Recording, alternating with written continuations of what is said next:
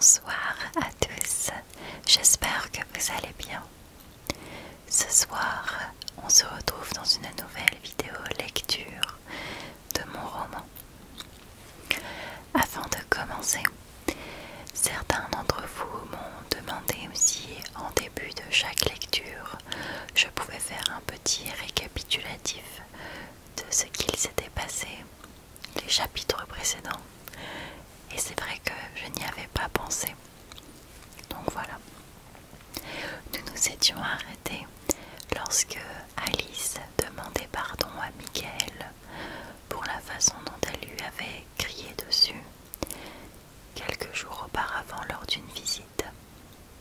Elle lui a également parlé de son père et de sa petite sœur qui les ont malheureusement quittés il y a quelques années dans un accident de voiture. Michael s'est confié sur ses parents, mais également sur les personnes proches de lui, Édouard et Isabelle, ses meilleurs amis, et il s'apprêtait à parler à Alice de Talia lorsqu'ils furent interrompus par le téléphone de Alice.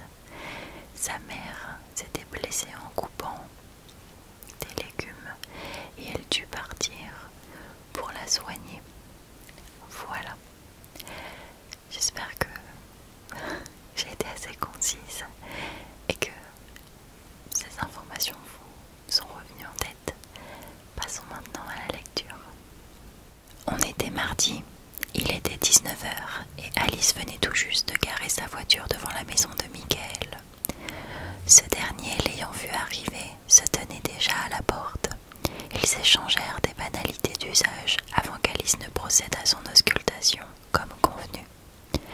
Une fois terminée, l'infirmière s'apprêtait à partir, mais elle fut interrompue dans son élan par Michael.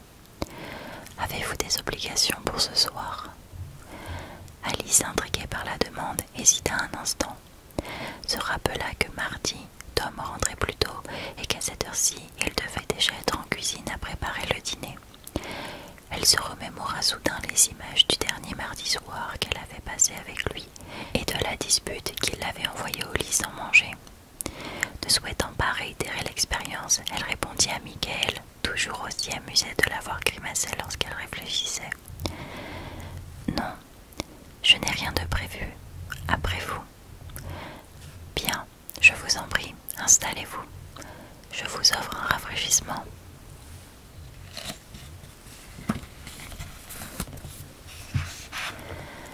Un verre d'eau serait parfait, dit-elle. Pendant que son hôte disparaissait en direction de la cuisine, Alice se laissa envoûter par le feu de cheminée. Elle se remémora mélancoliquement le dernier feu de cheminée que son père avait préparé lorsqu'elle était jeune.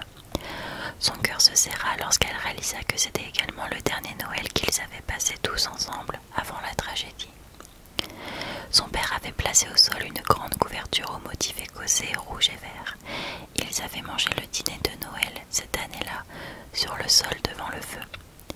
Tous portaient un pull de Noël de différentes couleurs et avec différents motifs. Celui de son père était vert, dessus était cousu le renne Rudolph et son fameux nez rouge était représenté par un pompon.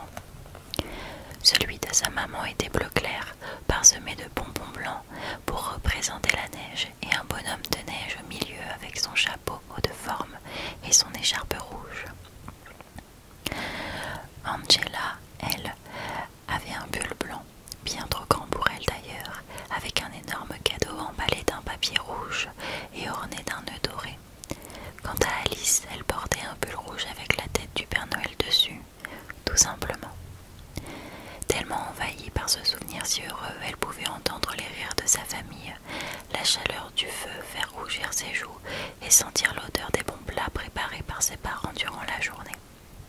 Elle fut interrompue par Michael qui revint dans la pièce et lui tendit le verre d'eau qu'elle avait demandé. Le vieil homme se laissa tomber sur son fauteuil avant de demander « Comment va votre maman ?»« Elle va bien, merci. Plus de peur que de mal. Les extrémités, ça saigne beaucoup, mais dans la plupart des cas, ce n'est pas très grave. Bon, tant mieux alors. » Pour tout vous dire, elle était tellement en forme malgré sa coupure qu'elle a trouvé le temps pendant que je lui faisais ses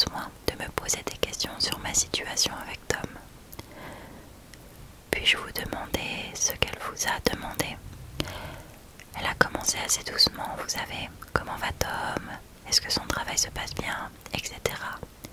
Puis c'est allé crescendo. Comment ça? Elle a mis, comme on dit chez moi, les deux pieds dedans. As-tu réfléchi à sa demande? Pourquoi n'as-tu pas accepté? C'est un homme bien, tu as de la chance de l'avoir dans ta vie. Qu'avez-vous répondu? Rien, je suis restée silencieuse. Pourquoi? Je ne sais pas. Je vois. Avez-vous considéré la possibilité que vous ne répondiez pas, non pas par doute, mais par certitude?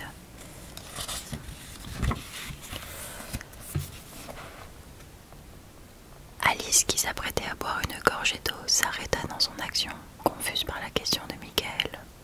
Constatant la réaction de la jeune femme, il se racla la gorge avant de clarifier. Vous ne cessez de dire que vous ne savez pas. Je pense au contraire qu'au fond de vous, vous connaissez la réponse à cette question. Mais comme vous semblez persuadé d'avance que celle-ci bouleversera votre vie et celle de ceux qui comptent pour vous, vous vous murez dans un silence afin, non pas de vous protéger, mais de protéger les autres. Réfléchissez-y. Mais pas maintenant. Je ne voudrais pas troubler votre sommeil. Alice n'en revenait pas. Elle n'avait jamais abordé la situation sous cet angle. Incapable de penser à autre chose, elle commença à grimacer tout en analysant la phrase de Michael quand ce dernier la coupa. « Alice, je vous en prie, pas maintenant. » Elle revint à ses esprits, lui sourit et continua à apprécier la chaleur qui émanait de la cheminée. Puis elle se souvint que lors de sa dernière visite, ils avaient été interrompus par l'appel de sa mère. Elle tenta de reprendre le fil de la conversation dans sa tête, sans succès, quand soudain elle se souvint d'un prénom. Talia. Qui est Talia? Michael, peu préparé à entendre cette question sortir de la bouche de la jeune femme, avala sa salive de travers et se mit à tousser. Michael, vous allez bien? Vous voulez de l'eau peut-être?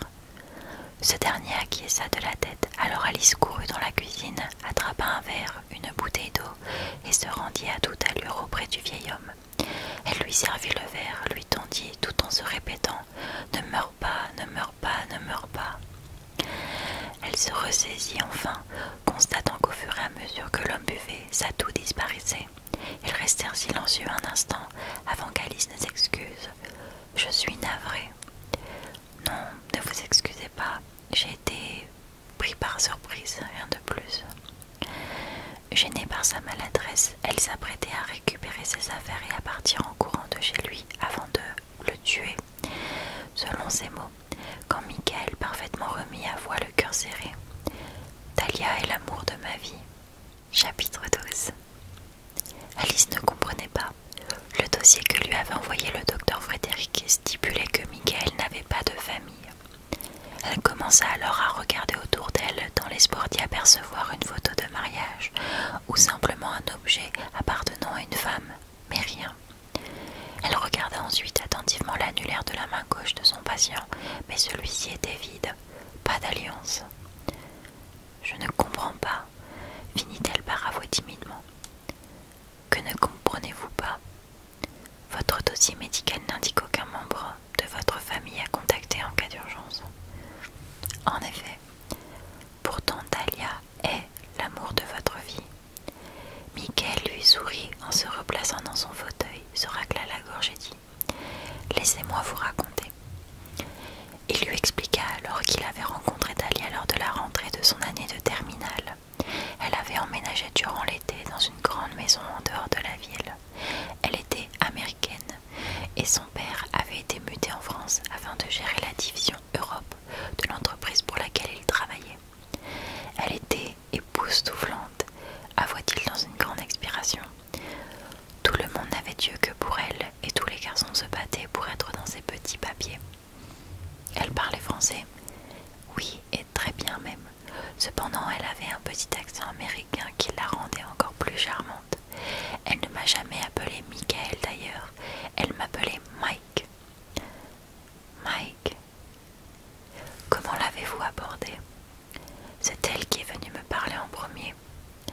En effet, durant son adolescence, il n'était pas très populaire. Il était ce qu'on pourrait appeler de nos jours un nerd. Ses seuls amis étaient Édouard et Isabelle qui, malheureusement, n'étaient pas scolarisés dans le même lycée que lui. Un jour, alors qu'il étudiait à la bibliothèque, concentré dans sa lecture, il fut interrompu lorsqu'une personne s'assit bruyamment en face de lui. Il ne leva pas les yeux, trop timide et surtout mal à l'aise à l'idée d'interagir avec quelqu'un. Malgré un effort colossal pour feindre de ne pas avoir prêté attention à la scène,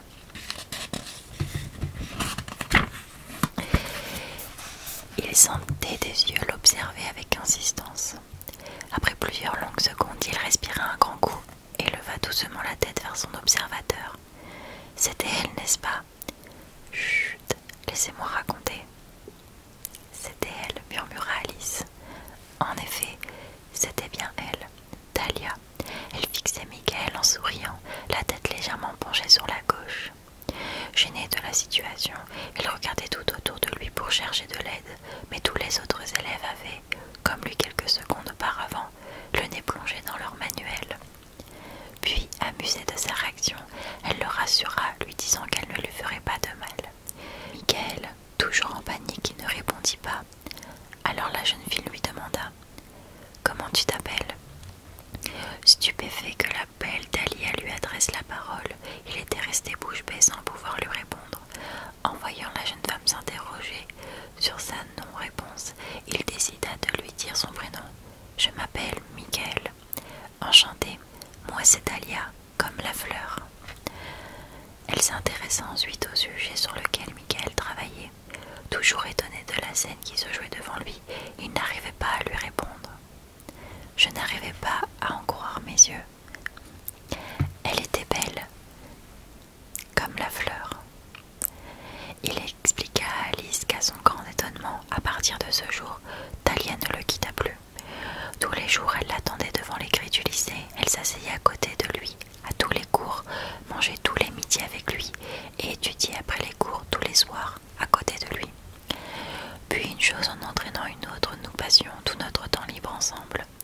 Nous faisions de longues balades, nous partions en excursion à vélo, nous pique-niquions tous les dimanches dans les jardins de la ville ou au bord d'un lac. C'est si romantique. Qu'en pensaient Édouard et Isabelle? Ils étaient surpris. Moi, le timide et discret garçon, je m'étais ouvert à quelqu'un de nouveau. Elle les a rencontrés. Oui, c'est une drôle d'histoire ça aussi. En effet, un soir, durant les vacances scolaires de Noël, les parents d'Isabelle, d'Édouard, ainsi que ces derniers, étaient venus dîner chez les Ignace. Étant amis depuis la plus tendre enfance, leurs parents se connaissaient et s'appréciaient malgré leurs milieux sociaux différents. Isabelle avait perdu sa mère très jeune et vivait avec son père et sa grand-mère paternelle. Ce dernier était comptable dans une petite entreprise. Édouard, lui, avait toujours ses parents et il possédait une ferme en dehors de la ville. N'ayant pas les moyens de payer pour les études de leurs enfants, Isabelle allait au lycée public et Édouard avait arrêté sa scolarité après le collège pour aider sa famille financièrement. Cela faisait 10 ans qu'à la même date, le 27 décembre, ces trois familles se réunissaient autour d'un bon repas et s'échangeaient des cadeaux. Mais cette année-là, une invitée surprise fit son apparition.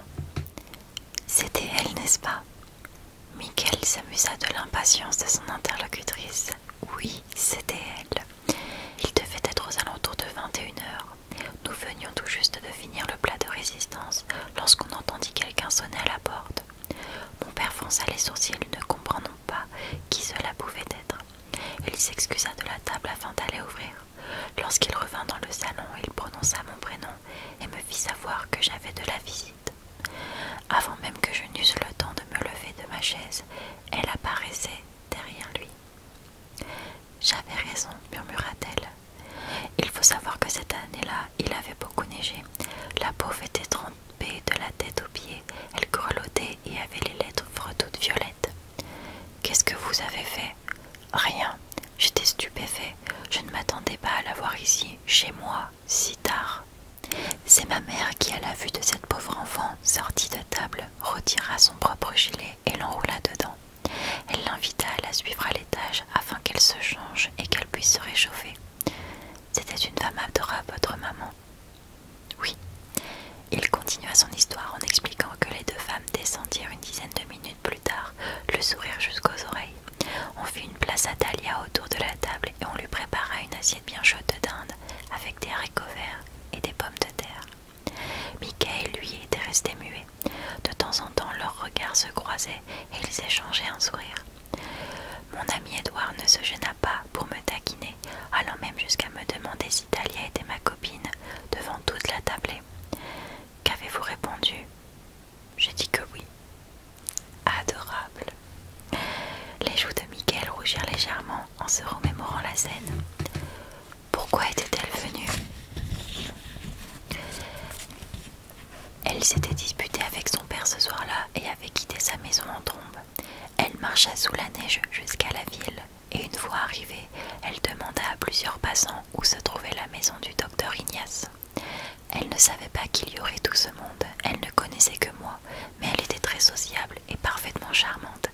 Avant même que la bûche ne soit servie, elle avait tout le monde à ses pieds. Il s'amusait de son accent américain, lui posait des questions sur sa famille et sur l'Amérique. La pauvre. Vous savez, elle avait l'habitude. C'est à partir de ce dîner que nous avons officiellement commencé à nous fréquenter en tant que couple. C'est également à partir de ce dîner-là qu'Edouard, Isabelle, Dahlia et moi-même sommes devenus inséparables. Alice fut touchée par l'histoire de ce petit groupe d'amis. Ils venaient tous de milieux différents, de familles différentes, et pourtant cela n'avait pas d'importance pour eux. Elle lisait le bonheur et la nostalgie dans le regard de l'homme, se remémorant ses vieux jours. « Où sont-ils maintenant ?» demanda-t-elle, enjouée à l'idée d'en apprendre plus. Mais soudain, le visage de Michael fut voilé d'une grande tristesse. Il baissa les yeux vers le coffre et le gilet posé près de lui.